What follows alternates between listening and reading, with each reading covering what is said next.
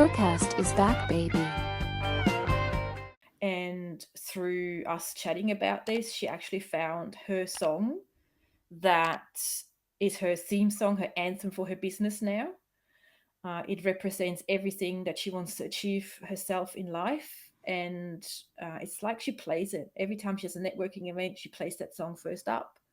So that's incredible that she found that song that helps her with her mission and vision in life. I've had a lady on who, through one song, she was going through a tough time. Um, she heard this one song, and in an instant, she knew she had to change her first name. And she changed her first name Because of the song. because of the song. It literally hit her and it made her realize so many things that she needed to realize. And one of them was, I hate my name. I'm changing my name. So that's an incredible. That's in like really short.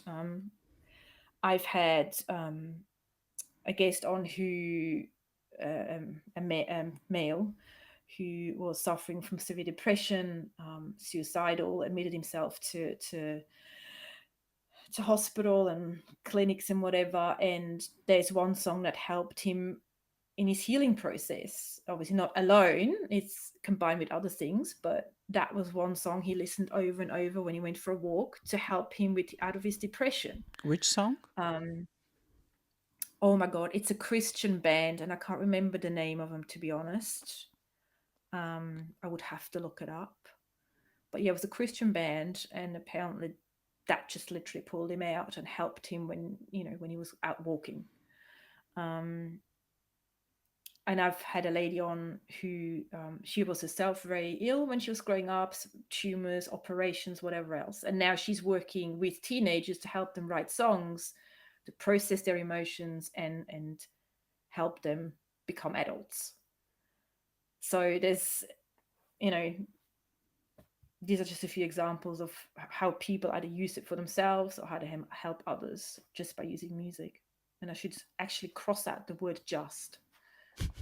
It's not just music. Oh no. I mean, if you change your name because of song, it's not just music. It's something more. No, And absolutely. for how long have you been doing your podcast? I'm in my fourth year now. For fear. In my fourth year. Yeah. That's amazing. So we're gonna make sure to leave the link on the description below. Um, while you're explaining the name of your podcast and also mentioning this person who changed their name because of a song, I remembered Elton John. Like, as far as I know, Elton John is not his real name. I mean, I think there's many artists who don't use their real names when they're performing. Like, it's such like a spiritual thing. That's my interpretation of the whole thing. Such like a transcendental and out of body experience that some people just come up with different names when they're performing, right? Maybe I don't know. I just thought it would be interesting to mention that. I was just thinking about it's I think what they call is like an alter ego. Alter ego. Okay. Yeah, because I know Beyonce has one. And her alter ego that she uses on stage is Sasha Fierce. Ooh. So she's developed this other, I wouldn't say identity, but like another her that helps her when she's on stage to do what she needs to do. Because I think, if I'm not mistaken, she's a very reserved, kind of shy person in real life. So for her doing on stage what she does, it kind of not matched up. So she developed this other alter ego that she uses to step into when she goes on stage. And I think many musicians do that because a lot of them probably are introverts. So going on stage might be not something they usually do. So having that alter ego helps them step into that zone and do what they do. I So think, music definitely helps. yeah, for sure. I'm sure there's, like you mentioned, altered ego, but I'm also sure there's a lot of marketing involved, you know? The producers must say, like, if you just call yourself Lady Gaga, that would be so much more mysterious and sell so much more album, you know? I'm sure there's a marketing aspect to it as well. Yes, of course. I mean, I'm sort of intrigued by that concept because it can be helpful, um, especially if you're like an introvert and you have troubles like going on camera or doing speaking gigs or anything. If you have some kind of other, I want to say identity, but something that you can pretend to be for 30 minutes that helps you step into that role, why not? There's nothing wrong with that, you know? All right. Um, I think Jack Black does the same.